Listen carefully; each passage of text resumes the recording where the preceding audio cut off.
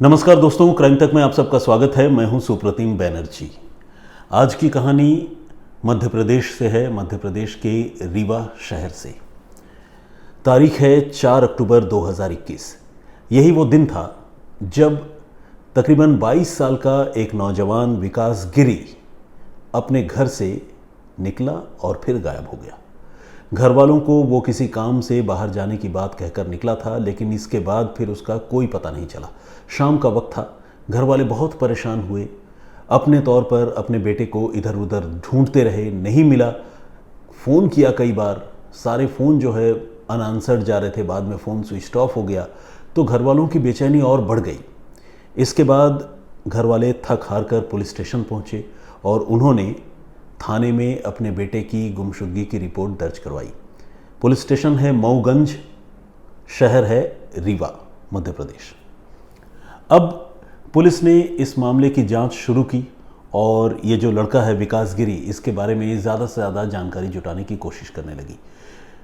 Police को शुरुआती छानबीन में ये पता चला कि विकास गिरी जो है वो फॉरेस्ट डिपार्टमेंट के साथ काम करता था, यानी फॉरेस्ट डिपार्टमेंट का एक ठेकेदार था जो पेड़ लगाने का, प्लांटेशन का ठेका लिया करता था। अब पुलिस ने ये पता करने की कोशिश की कि कहीं कोई बिजनेस राइवलरी या कोई ऐसी बात जिसकी वजह से कोई उसे अपने साथ ले गया हो अगवा करके, या वो कहीं अपनी मर्ज़ी से भाग गया हो, लव अफेयर का मामला हो। तमाम एंगल पर पुलिस जो है वो छानबीन करती रही, लेकिन दिन महीने गुजरते रहे और विकास का कोई पता नहीं चला। एक तरह से देखा जाए तो पुलिस ने भी अपने हाथ पांव ढीले कर दिए थे और घर वाले भी धीरे धीरे निराश हो चले थे। लेकिन तकरीबन 4 महीने गुजरने के बाद इस मामले में एक मेजर ट्विस्ट आया और ये ट्विस्ट जो है अपने आप में बहुत ही दुखद, बहुत ही दर्दनाक था। 4 महीने बाद 5 फरवरी 2022 यानी 5 फरवरी 2022 को उसके घर से तकरीबन 3 किलोमीटर की दूरी पर एक कंकाल की शक्ल में विकास गिरी की लाश मिली। हुआ ये कि जंगल में मवेशी चराने जाने वाले कुछ लोगों ने एक लाश देखी और वो लाश जो है वो कई टुकड़ों में बटी हुई थी, यानी स्केलेटन तो था लेकिन वो इंटैक्ट नहीं था, अलग अलग हिस्सों में बिखरा हुआ था। और वो लाश जो है ऑब्वियसली देखने के बाद ह्यूमन स्केलेटन था तो लोगों को बड़ा झटका लगा और फिर उन लोगों ने उस लाश के आसपास की चीज़ें भी देखने की कोशिश की कि और क्या चीज़ पड़ी है, कौन है ये बंदा जिसकी मौत हुई है। तो जब लोगों ने अपने तौर पर लाश के आसपास की चीज़ों को बड़े ध्यान से देखा तो उन्हें वहाँ से 3 चीज़ें मिली। एक तो उसके कपड़े मिले, पैंट शर्ट। दूसरा मिला एक वॉलेट यानी पर्स, और तीसरी चीज़ जो मिली वो थी आधार कार्ड। आधार कार्ड में इस इंसान का नाम भी लिखा था और साथ ही उसके घर का पता भी लिखा था। और जिस जगह पर ये लाश मिली थी उस जगह को दुधमुनिया पहाड़ कहते हैं। दुधमुनिया पहाड़ के जंगलों में ये लाश मिली थी।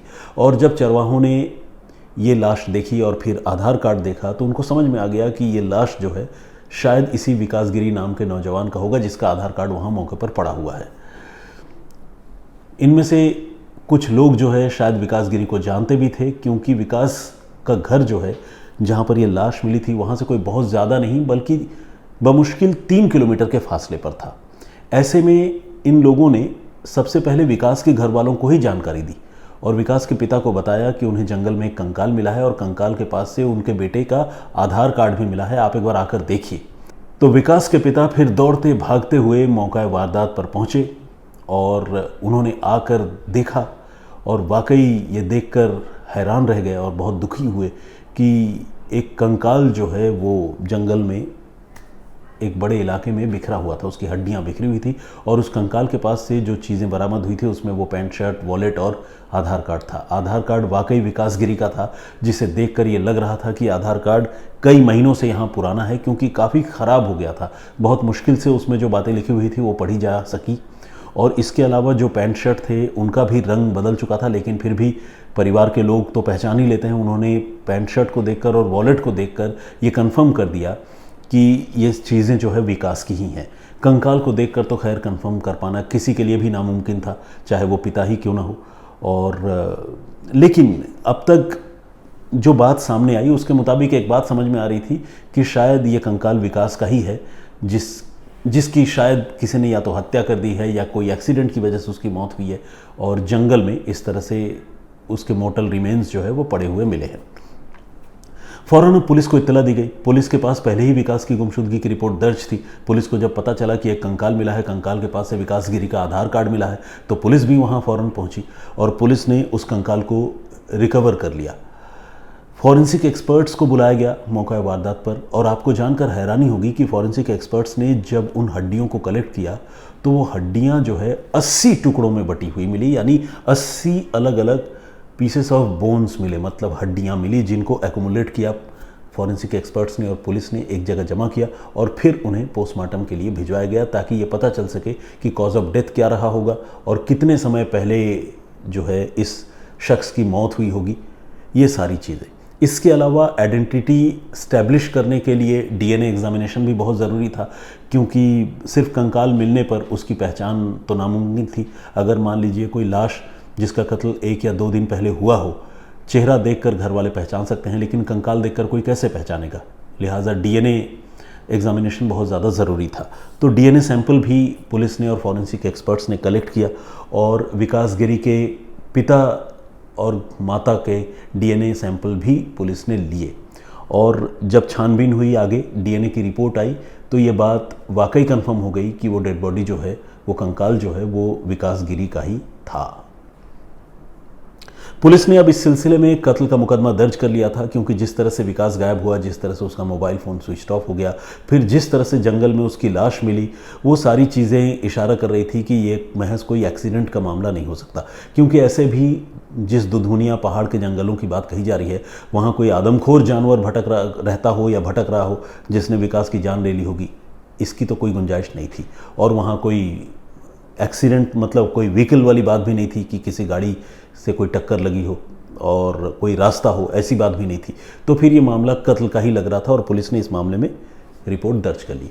अब पुलिस ने कत्ल का मुकदमा दर्ज करके छानबीन शुरू की और घर वालों से पूछताछ भी शुरू हुई।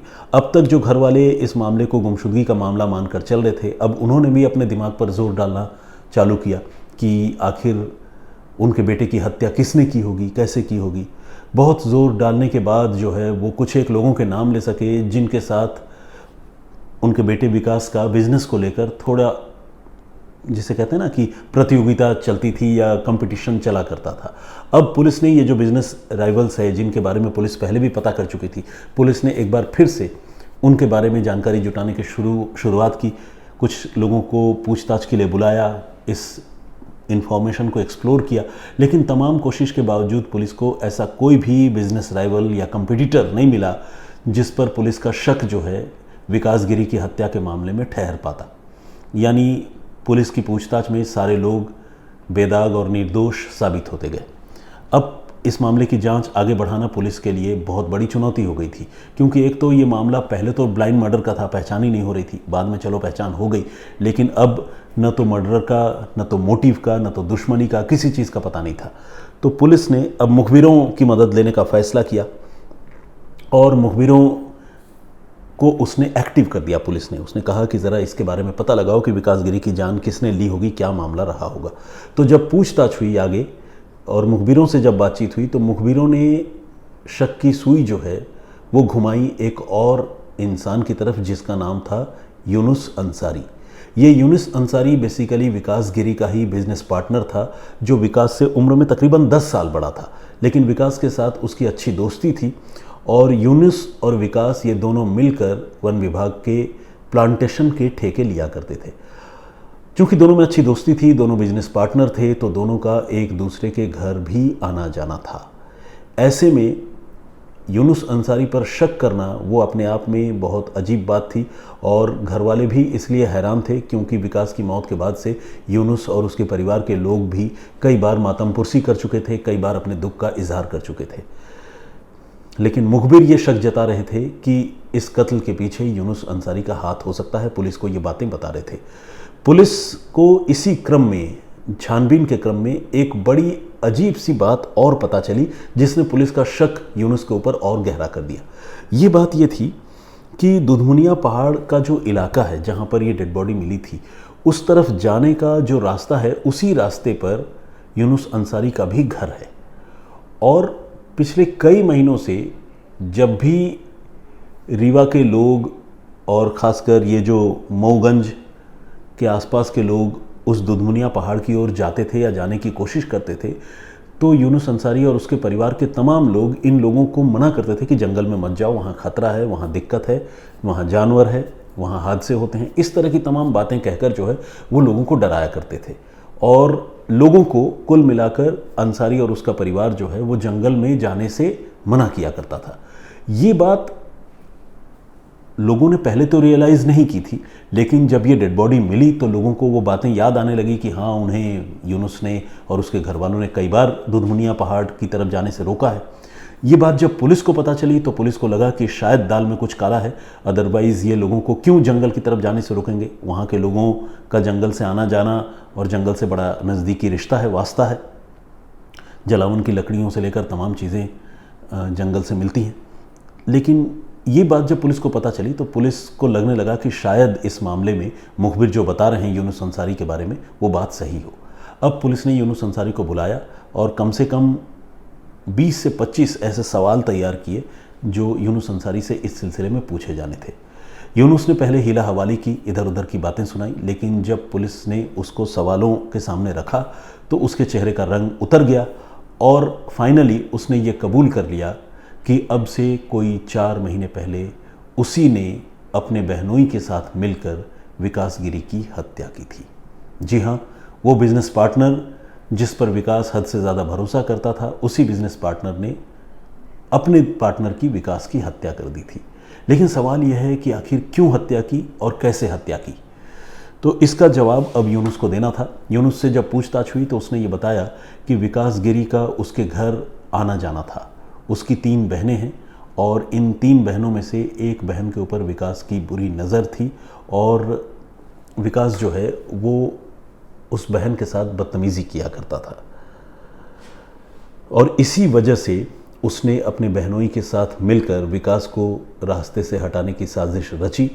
और 4 तारीख की शाम को जब वो घर में नहीं था तब उन्होंने देखा कि विकास जो है उनके घर आया हुआ है और उनकी बहन के साथ वो बदतमीज़ी कर रहा है। आप ये कह सकते हैं कि आपत्तिजनक स्थिति में था। तो ये चीज़ देखकर यूनुस ने और फिर उसके बहनोई जिसका नाम है सरताज और यूनुस ने मिलकर विकास को काबू कर लिया। बाकी घर के लोगों ने भी साथ दिया और इन दोनों ने मिलकर पहले तो उसके हाथ पांव बांधे और इसके बाद उसे इतना पीटा कि उसकी जान चली गई। रात के अंधेरे में ही इन्होंने उस लाश को अपनी बाइक पर लादा और ले गए दुधमुनिया पहाड़ की तरफ, जहां पर आगे ले जाकर जंगल में इन्होंने वो लाश फेंक दी। जिसके बाद वो लाश जंगलों में पड़ी रही, सड़ती रही। किसी को दूर दूर तक उसके बारे में कोई अंदाज़ा, कोई गुमान नहीं था और इस तरह से वक्त गुजरता गया और गुमशुदगी का मामला एक रहस्य बनकर रह गया। लेकिन 4 महीने बाद जब अंसारी परिवार के मना करने और रोकने टोकने के बावजूद कुछ लोग दुधमुनिया पहाड़ की तरफ आगे चले गए और उन्होंने जाकर कंकाल देखा और वहाँ आधार कार्ड और दूसरी चीज़ें देखी तो विकास की मौत के बारे में लोगों को पता चला। और तब उसके बाद कैसे तफ्तीश हुई, कैसे गिरफ्तारी हुई, ये सारी बातें तो मैंने आपको बता दी। लेकिन ये तो यूनुस अंसारी का कबूलनामा था और उसका पक्ष था। अगर पुलिस की तफ्तीश की बात करें तो पुलिस की तफ्तीश में ये बात सामने आई है कि विकास गिरी का यूनुस अंसारी की एक बहन के साथ मित्रता थी, दोस्ती थी, या आप उसे अफेयर कह लें, जो कह लें, घनिष्ठता थी। तो ये कोई एक तरफा मामला नहीं था, बल्कि बहन के साथ उसकी नज़दीकी थी और इसी नज़दीकी की वजह से विकास को यूनुस और उसके परिवार के लोग रास्ते से हटाना चाहते थे और उन्होंने ये तय किया कि वो विकास की हत्या कर देंगे। तो कुल मिलाकर अपने बहन के प्रेमी की हत्या करने की उन्होंने साजिश रची और उसी साजिश के तहत उन्होंने विकास की गला घोंटकर हत्या कर दी और पीट पीट कर हत्या कर दी और उससे पहले उसके हाथ पांव भी जो है वो बांध दिए थे। पुलिस को यूनुस अंसारी से बहुत पहले पूछताछ करनी चाहिए थी और ऐसी पूछताछ करनी चाहिए थी जिससे मामले का खुलासा होता। जिन मुखबिरों से पुलिस ने इतने दिनों के बाद पूछताछ की और जिन मुखबिरों से पुलिस ने इतने दिनों के बाद इनपुट लिए, अगर उन्हीं मुखबिरों से पुलिस ने पहले पूछा होता तो शायद इस कहानी का खुलासा हो गया होता। लेकिन पुलिस ने डिले किया जिसकी वजह से इस मामले का खुलासा भी देर से हुआ। लेकिन चलिए, देर आए दुरुस्त आए, गुनहगार पकड़े गए, यही बहुत राहत की बात है। जो प्रीवियस स्टोरी मैंने आपको सुनाई थी वो थी पुणे की कहानी, जिसमें दर्शना पवार नाम की एक न्यूली इलेक्टेड या सिलेक्टेड कहूँगा मैं, न्यूली सिलेक्टेड ऑफिसर की हत्या हो गई थी। उस पर मैंने स्टोरी सुनाई थी, जिस पर बहुत सारे लोगों ने कमेंट किया है। लक्ष्मीनाथ मिश्रा जी ने कमेंट किया है और वो हमेशा बहुत ही अच्छे शब्दों में हिंदी में और मतलब बहुत ही कॉम्प्लीमेंट मुझे देते हैं, शुभकामनाएं देते हैं। तो खैर इन्होंने लिखा है, आपकी वाणी में वाग्देवी सरस्वती का निवास है, ईश्वर आपको दीर्घायुष प्रदान करें। विवाह पूर्व यदि ऐसे संबंध रखे जाएंगे तो इसका अंत दुखद ही होता है। बहुत धन्यवाद मिश्रा साहब आपके आशीर्वाद और शुभकामनाओं के लिए और आपके कमेंट के लिए भी। नंदनी डाबी ने भी कमेंट किया है, बहुत स्वागत आपका। असीम गांगुली कमेंट करते हैं रेगुलर आजकल, आपका बहुत बहुत स्वागत है। आपके सारे कमेंट्स मैं पढ़ता हूँ, सारे कमेंट्स यहाँ पर पढ़ पाना संभव नहीं होता है, ये आप समझ सकते हैं। राधे का दीवाना के नाम से एक आईडी है, हमारे रेगुलर लिसनर हैं, व्यूअर हैं, उन्होंने भी कमेंट किया है। लाइव ट्रेड ने भी कमेंट किया है, बहुत बहुत स्वागत है आपका। लिटिल समथिंग ई स्पोर्ट गेमिंग के नाम से एक है, family is responsible for this issue, उन्होंने लिखा है। अर्चना पवार की मौत के मामले में रूपा चट्टोपाध्याय ने भी अपनी बात रखी है। Thanks sir, your voice presentation is great, keep it up sir, इन्होंने लिखा है। Thank you very much. Ankit Dubey, Sinhagad है पुणे में सर, इन्होंने लिखा है। बिल्कुल बात सही है, बहुत सारे जगहों के नाम ऐसे होते हैं जो लिखे किसी तरीके से जाते हैं और प्रोनाउंस किसी और तरीके से होते हैं। तो जब हम रिसर्च करते हैं, जानकारी जुटाते हैं, तो कई बार जगह का नाम तो हमें पता चल जाता है, लेकिन हम उसका उच्चारण सही तरीके से नहीं कर सकते हैं। लेकिन आप लोग इतने जागरूक हैं कि आप लोग उसे करेक्ट करते रहते हैं, मैं इसके लिए बहुत शुक्रगुजार भी रहता हूँ आप सारे लोगों का। राजू सिंह जी का भी कमेंट आया है, सत्यव्रत बिस्वाल जी का कमेंट है और इन्होंने लिखा है कि हद से ज़्यादा दोस्ती अच्छी नहीं। मैं इस बात से सहमत नहीं हूँ। देखिए, दोस्ती तो बेहद होनी चाहिए बिस्वाल साहब, लेकिन हाँ, दोस्ती में इस तरह की हरकत नहीं होनी चाहिए कि इंसान जो है किसी के खून का प्यासा बन जाए और किसी के साथ गद्दारी करने लगे। और फॉल्स प्रॉमिसेस और एक्सपेक्टेशन किसी के मन में पैदा करना, ये भी सही बात नहीं है। मेरे हिसाब से दोस्ती में कोई कमी नहीं है, दोस्ती तो होनी चाहिए, ये मेरा पॉइंट ऑफ व्यू है। कुंज बिहारी जी ने भी कमेंट किया है, बहुत बहुत स्वागत आपका। बी योर ओन वर्जन के नाम से एक आईडी है, उन्होंने कमेंट किया है। शबाना उसगांवकर, सलाम Supradeem ji from Dubai, story is really painful. बिल्कुल, आई एम फ्रॉम पुणे, उन्होंने लिखा है। Really it's nice city, nice story telling sir ji. बिल्कुल, जब आपके शहर या आपके स्टेट की कोई कहानी कोई आपको बताता है, सुनाता है, तो आपको एक नॉस्टैल्जिया सा फील होता है, खासकर तब जब आप शहर से बाहर होते हैं। नॉस्टैल्जिया मतलब पुरानी यादों में खो जाना। सलीम अहमद साहब ने भी कमेंट किया, बहुत बहुत स्वागत आपका। मीता भट्टाचार्य जी मेरी गार्जियन, मेरे होम टाउन से हैं और इन्होंने ये लिखा है कि आज की पेशकश इतनी अच्छी थी कि उन्हें लगा कि वो कोई चलचित्र देख रहे हैं। थैंक यू वेरी मच इस तरह के कॉम्प्लीमेंट के लिए। ऐसी हौसला अफजाई जो है वो अच्छा काम करने की प्रेरणा देते हैं। निशा अनवर जी ने भी कमेंट किया है, बहुत बहुत स्वागत आपका। SN बरीहा, बहुत दुखददायक घटना उन्होंने लिखा है। एनीवे, देवराज शर्मा जी का भी कमेंट आया है। पिंटू ऑटो के नाम से एक आईडी है। गर्ल्स और बॉय में यही अंतर होता है, बॉय जब कामयाब होते हैं तो वो अपने चाहने वालों को दुनिया की सब खुशी देना चाहते हैं, पर गर्ल्स जब कामयाब होती है तो उन्हें लगता है कि अब मुझे किसी की ज़रूरत नहीं है। देखिए, ये एक बड़ा ही जनरल टाइप का कमेंट है। मैं इस कमेंट से पूरी तरह क्या मतलब, इस कमेंट से मैं सहमत नहीं हूँ। सारी लड़कियों को एक जैसा समझना या सारे लड़कों को एक जैसा समझना, सारे लड़के अच्छे नहीं होते, सारे लड़कियाँ भी अच्छी नहीं होती, और कोई एक फैसला किसी आदमी के पूरे कैरेक्टर को भी डिसाइड नहीं करता है। कई बार इंसान जो है वो बहुत सारी बातों को सोच कर कोई एक डिसीजन लेता है, तो कई बार वो सही भी होता है, कई बार वो गलत भी होता है। हाँ, लेकिन इतना मैं ज़रूर कहना चाहूँगा कि किसी को धोखा देना या आप किसी को पहले कोई उम्मीद दिखाते हैं किसी, और ख़ासकर इस तरह के रिलेशनशिप में जब आप बहुत करीब आते हैं और दोनों को लगने लगता है कि ठीक है अब दोनों का फ्यूचर एक है, लेकिन लास्ट मोमेंट में अगर कोई बदल जाता है तो फिर दूसरे पार्टनर को तकलीफ तो बहुत ज़्यादा होती है। लेकिन हाँ, इसे हम इस मर्डर को जस्टिफाई नहीं कर सकते। अगर ब्रेकअप हो जाता है तो ब्रेकअप का रिजल्ट जो है वो मर्डर या खून खराबा नहीं हो सकता। आपको नई शुरुआत करनी होगी। प्यार मोहब्बत में ये रिस्क तो होता है कि ब्रेकअप और धोखा मिलेगा। एनीवे, विनय नासवाले जी का कमेंट है, बहुत बहुत स्वागत आपका। निशात परवीन जी रेगुलर कमेंट करती हैं, इन्होंने लिखा है कि आप बहुत अच्छी उर्दू बोलते हैं, लगता ही नहीं कि बंगाली हैं, अंदाज़ भी बहुत अच्छा है। Thank you very much. Mamuni Borgohain ji regular comment करती हैं। लिटिल ट्रेन ड्रॉप्स का भी कमेंट है। और साजिद हैं बिजनौर से, इन्होंने भी कमेंट किया है मुरुगेश शाह जी। ये कमेंट तो करते हैं लेकिन ये बिल्कुल पॉलिटिकल टाइप के कमेंट करते हैं और ढेर सारे इमोजीज इनके कमेंट में होते हैं। स्टोरी से इनका कोई लेना देना नहीं है, स्टोरी सुनते ज़रूर होंगे लेकिन कमेंट जो है इनका पॉलिटिकल रहता है। बहुत स्वागत है आपका फिर भी मुरुगेश शाह जी।